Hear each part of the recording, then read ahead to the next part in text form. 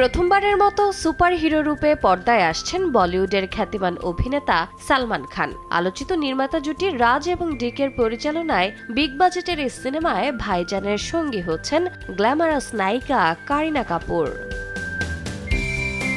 আনুষ্ঠানিক ঘোষণা না এলেও সালমানের নায়িকা হিসেবে বেবুর নাম প্রকাশের পর থেকে বলি পাড়ায় শুরু হয়েছে তুমুল আলোচনা।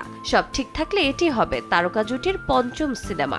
এর আগে বডিগার্ড, বাজরঙ্গি ভাইজান, কিউকি এবং মেয়র মিসেস খান্নাতে নিজেদের কেমিস্ট্রি দেখিয়েছেন তারা। শুধু সিনেমা নয়, দাবাং 2 এর জনপ্রিয় আইটেম সং ফেভিকল সেতেও কারিনার উপস্থিতি নজর কেড়েছে দর্শকের। শোনা যাচ্ছে নতুন এই সুপারহিরো প্রজেক্টের প্রধান নারী চরিত্রের জন্য কারিনার সঙ্গে চূড়ান্ত পর্যায়ের আলোচনা চলছে।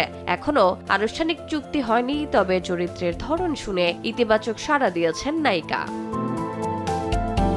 সুপারহিরো সিনেমার পাশাপাশি সালমানের হাতে রয়েছে আরও কয়েকটি বিগ বাজেটের প্রজেক্ট। এর মধ্যে আলোচনায় রয়েছে মাতৃভূমি। এছাড়াও দক্ষিণী অভিনেত্রী নয়নতারার সঙ্গে নতুন একটি সিনেমার কাজও শুরু করেছেন ভাইজান। অন্যদিকে কারিনা কাপুরকে আগামীতে দেখা যাবে মেঘনা গুলজারের ইনভেস্টিগেটিভ ক্রাইম থ্রিলার দায়রাতে, যেখানে পৃথ্বীরাজ সুকুমারনের সঙ্গে পর্দা শেয়ার করেছেন নায়িকা।